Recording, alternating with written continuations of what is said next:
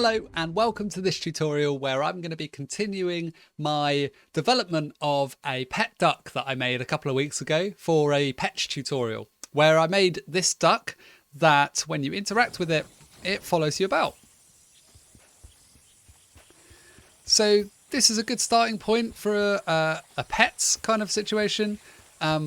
But I think we can do a lot more with this, and something that I've been meaning to talk about for a while is the timeline API, which is part of the programming API in Crayta, and it's a way that we can program animations, and I thought that this would be a great opportunity to talk about that.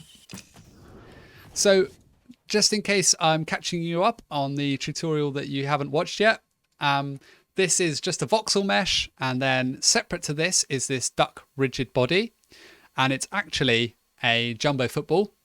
And what happens is the jumbo football follows the player using add impulse, using physics forces in a script attached to that. And all the duck does is match the position of the football. So wherever the football is, the duck is matching that position.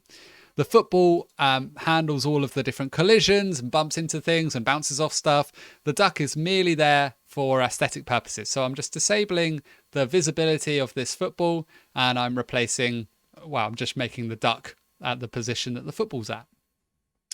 Now, if I want to, I can animate this duck. And let's have a look at animations before we go into too much depth with animating a walk cycle, which I'll get onto shortly.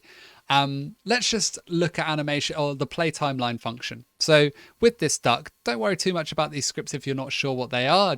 I've been through them in the previous tutorial. Let's add a new script, and this is going to be my animate duck script. Scroll down and enter that script.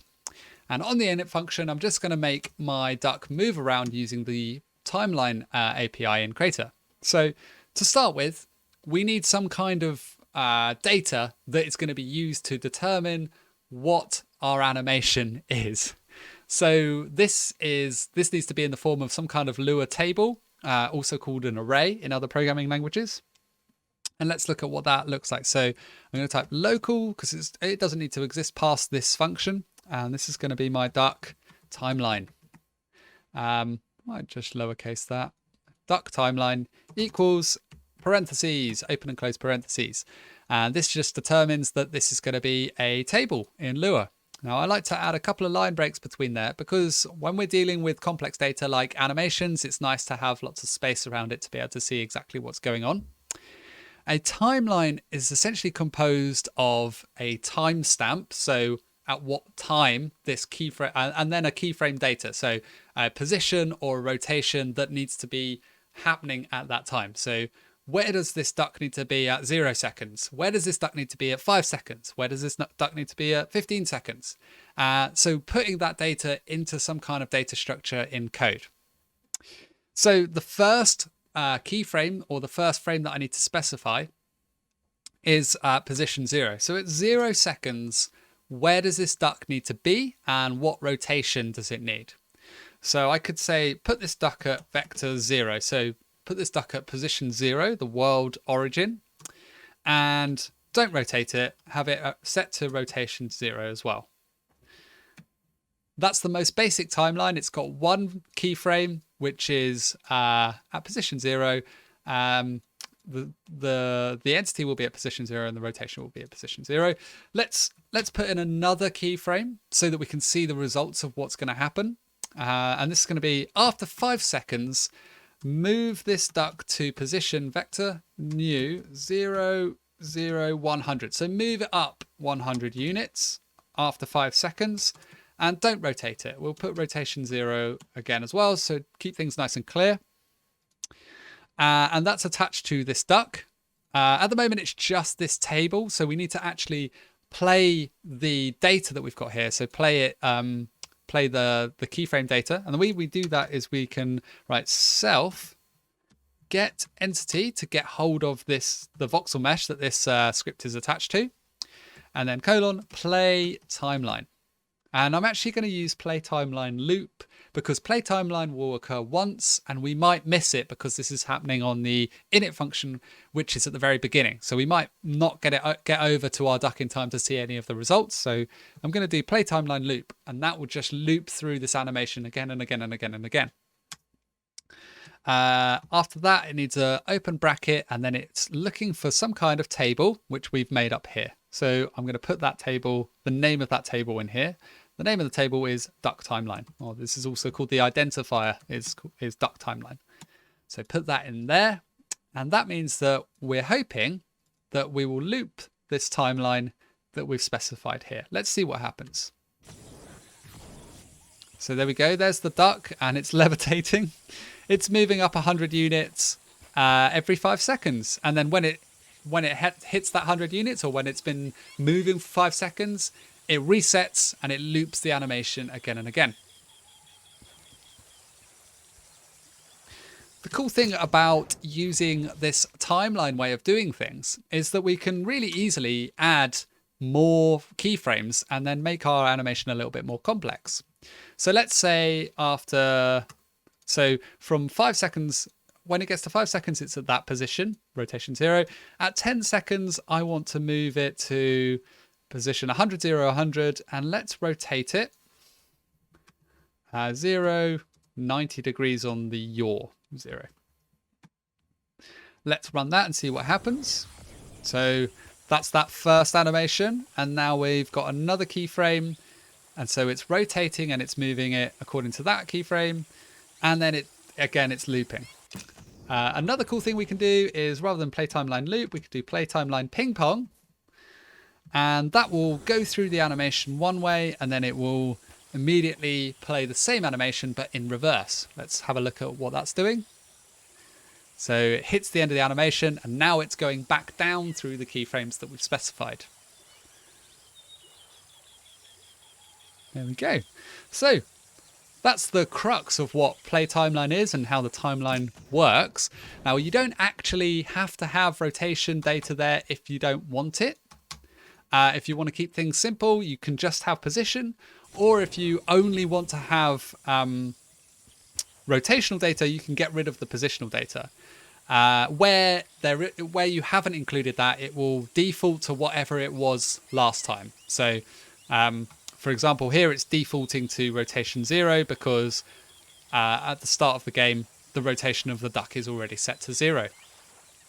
It just means that we won't be changing the rotation at all between those keyframes. So that's how to implement a basic timeline for our duck. Now, where things get tricky is where you want a little bit more complex animation. So if I go over here and get this duck here and bring that over, yes, there's more than one duck. Let's just get rid of this duck so that we're not confusing things, because they look almost identical. So we don't need that duck anymore. Bye bye duck. So here is our animated duck. I've called this one animated duck because this one has a little bit more going on. So you'll notice to start with that this is the locator symbol. So the animated duck is actually based on a locator. And then rather than having one voxel mesh for the entire duck, I've broken it into several different voxel meshes. And they all have the same origin. They're just the voxels are positioned according to that origin, so that it makes things really, really easy if they all have the same origin. And by that, I mean the position of all of them is 0, 0, 0, relative to this locator, and the locator can be positioned anywhere. Now, if I wanted to animate, let's say I wanted to animate this duck into a walk cycle, I'll close this animate duck script. I've already attached a script called animated pet to my duck, to this this group of voxel meshes that I'm calling a duck. I've already attached a script here. Let's just get rid of that, so you don't need to see that at the moment. We'll have a look at that in a minute. And to start with, let's just animate this left foot. So if I look at left foot, now the origin is still 0, 0, 0, but if I move this left foot, you can see that that's the foot that I'm moving. If I move the right foot, that's that foot over there. If I move the head, that's that one there. So let's just start animating that left foot. So the way we're going to do this is really similar to the way we did it before. So I'm going to create a table, local duck left foot timeline equals open parentheses, close parentheses. Now, I went away and I had a look at how ducks walk. You might want to have a look at whatever your animal is and how that walks, or you might just want to make it up and have some fun with it. That's totally cool as well. The way that this duck is going to move is the feet are going to move in almost like triangles, so 3 points. So at position 0, it's going to be vector.new. Its position is going to be vector.new 0, 0, and then it's going to move up, let's say, move up 12.5, so half a voxel as its start position. Then at 1 second, it's going to be vector.new. Now, if we look at the foot is on the ground when it's at position 0, 0, 0. So when Z is 0, when it's on it means the foot is on the ground. Now I want to move it forwards slightly. So let's just see where that position is. So if I move it left foot, right foot. If I move it forwards, no left foot. If I move it forwards, let's see what number is changing. It's this first number. So the X position is changing. On the foot, it's changing to 25. It's quite far forwards for a duck to step, so maybe a little bit less than that. So let's move it forwards 12.5, 0 on the Y, which is the left and right, and 0 on the Z, which is the up and down. So we're moving from position 12.5 on the Z axis to position 0, and we're moving from position 0 on the X axis to 12.5. Let's make sure we've got commas there. So there's the first keyframe and there's the second keyframe. Let's put another keyframe in after this one. Let's do this at position 2. So this is 2 seconds in, and this will be at back 12.5, I think. So rather than minus 25, let's do minus 12.5. And then let's finish it off at 3 seconds back to the start. Put that there like that. And let's just make sure we're playing that timeline. So self.properties.duckfootl play timeline loop. Duck left foot timeline is the name of our timeline variable. Now, if I test that, you'll see that the foot has disappeared and it's actually appearing over here. And it's actually playing that animation at position 0, 0, 0 relative to the world rather than relative to the duck. So we need to go back into our animated pet script, and rather than play timeline loop, I can actually use play relative timeline loop, and that will play this same series of keyframes relative to the parent object of whatever this entity is. So relative to that locator, and there we go. We can see that now the left foot is actually moving. It looks like the duck is walking with 1 foot. You can add more to this. So we can now go through and we can do the same sort of thing with the right foot and address all the different positions, the body and the head and all that sort of thing. I've actually already done this, and that's what I was moving down the bottom there, is this walk animation, walk function. And it took a little bit of trial and error and a little bit of research into how ducks walk. Not too much though, because, you know, I wanted to see if I could remember. One thing to note is I totally borrowed this part of this function from Mighty Co's Mighty Animations package, which is awesome and really worth investigating if you want to learn more about timelines. I really recommend you check out that package. And what this does is essentially run the same function on the client and on the server. So if that doesn't mean anything to you, don't worry about it too much. But if you are interested in smoother animations, then this can sometimes help, because it means that it's happening on both. And when the server tells the client to update to a certain position, the client is already kind of in the right position. It might not be exactly right, but it'll be much, much closer than just doing it on the server. Yeah, and then just some other memory stuff. So rather than doing self get entity all the time, maybe storing things in local variables so that you're not constantly referring to having to use functions to get hold of data. Yeah, so just like a little bit of a cleaner way of doing it. Now to run that function, all I need to do is self:_walk, open close brackets, save the script, press F5, and there's my duck walking. I've got the tail doing a little thing as well. I've got a little bit of rotation there. That's the duck walking along. And actually, because this duck is already kind of set up the same way the other duck was, I've just added if we look at the animated duck locator, it's got the animated pet script, which is what I've been doing, but also it's got the match position and look at scripts already attached from the work we did in the previous tutorial. So essentially keeping the duck at the same position as that jumbo football, which I've called duck rigid body, and the look at function as well. So if I look at this duck and interact with it, we can see that it's kind of walking towards me. Now, you might have spotted a couple of small problems with the way that it's moving. The walk cycle itself is specific, like the timing of it is all specific. So when it moves faster, the walk is the same speed.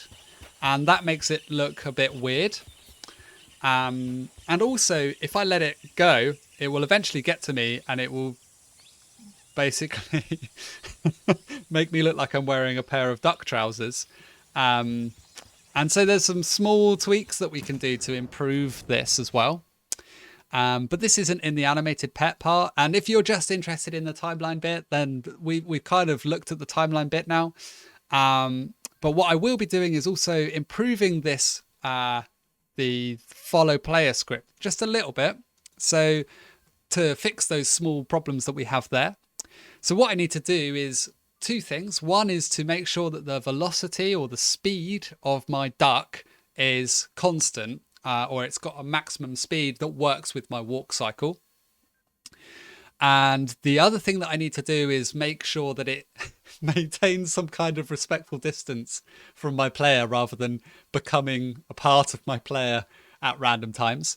And so we'll look at doing those two fixes now. I've already got the code, some code here.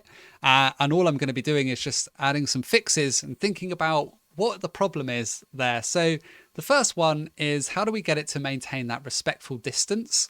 The way to do that is essentially to get how far away it is from us.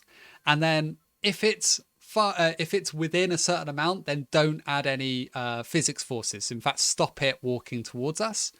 And then if it's far enough away that it needs to walk towards us, then add those physics forces. So when we're doing something like that, where it's like based on a certain value, so the distance to the player, we should do one thing or the other, depending on whether the value is bigger or smaller than another value. That sounds a lot like a conditional statement. So we're kind of using what we know is the problem and trying to determine what we can do about that in code using some of the basic concepts that we've talked about before, like conditional statements and for loops and stuff like that. So when we're doing one behavior based on a value or a different behavior based on a different value, that's going to be a good indication that we need an if statement. So I'm going to do if, and then I'm going to have a look at how far away the duck is from the player. And we can actually get that from this direction vector that I've set up here. So this direction is actually the relationship between the position of the duck and the position of the player. So what's the relationship between those 2 points in our game world? So it contains both the direction and the distance, all in those 3 numbers that make up a vector. We can get one of those values, like the distance, for example, we can get that by doing direction : length. And that will get how far away these 2 points are. So we can say if direction length is greater than, and then I've got this property already set up here called stopping distance. So if it's greater than that, stopping distance, then normalize the direction vector and add an impulse, add that force. So move the duck towards us. So if it's within that stopping distance, if it's like closer to the player than that stopping distance, then it won't add any forces. And if it's further away than that stopping distance, then it will add a force. So let's check out what that's doing and see what happens. So now we can see that the duck kind of stops a little way away from us. It maintains a little bit of personal boundaries, which is great for a duck. Okay. The other thing we wanted to do was to normalize that speed, because it's wildly changing depending on how far away or how close it is. So I've created a variable called max speed, or a property called max speed. And just like we did with this direction length part here, we're going to do and, because we're now going to look at two conditions within one statement. So we've got this first condition here. Let's add another condition, and then this will only actually run this code if both are true. That's what the and does. We can also use or if we only want one of them to be true, but we're going to use and. So if these are both true, then do this. And the second thing I want to ask is if the velocity of this thing is less than the max speed that we've set here. So we can get the velocity of our entity by doing self get entity get velocity. Now remember, this follow player script is set up to be on that football that was following us, and the animated duck is just matching the position of the football. So get the velocity of the football and make sure, and then see if it's less than self.properties.max speed. So if the velocity of the football is less than the max speed and the football is further away than that stopping distance, then we'll apply the force. And if one of those conditions is not true, we'll just ignore the force thing and we will slow down the duck using this fake drag that I've got down here. So let's see whether that works.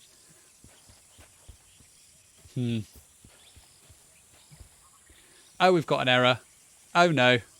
Attempt to compare user data with number. I did not do that. I did not finish it. We're getting hold of the velocity, and of course the velocity is a vector. So we need to get hold of the length of that vector rather than just the three numbers. Let's get hold of the size of that vector, just like we did with the direction there. So that's just then one number we're comparing against one other number. And there we go. So now it's going to move at kind of a constant speed.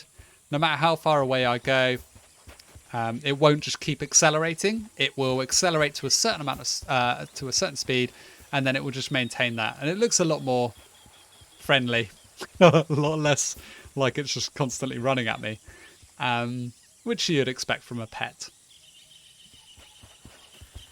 There we go. Okay, so that's some further tweaks that I've done there.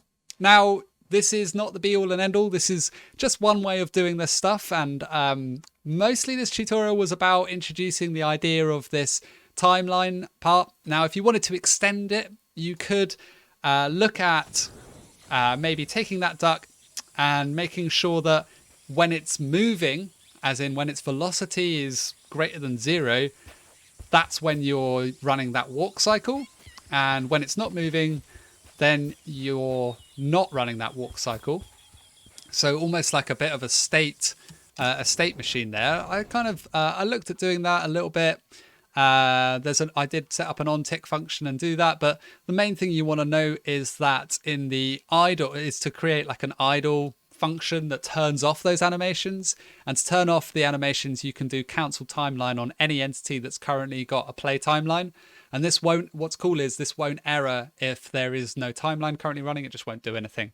And if you did do the is server thing, make sure you do the is server thing there so that it's running on both the client and the server. You want to cancel the timeline on both the client and the server as well if you're running the timeline on both of those. I've used a Boolean to manage the state, but if you're going to do lots of different states like walking or creeping, flying, lots of different animations, then you might want to do some kind of more complex state management state management there. But yeah, hopefully that's interesting and useful. And the timeline stuff is really cool, and you can go away and make some cool animations for your things. Timeline will work with any entity. So it could be voxel meshes like I've used, or it could be lights or meshes or whatever you want. So it's a really handy way to move things around your game world. And I look forward to seeing what you do with this in Crayta.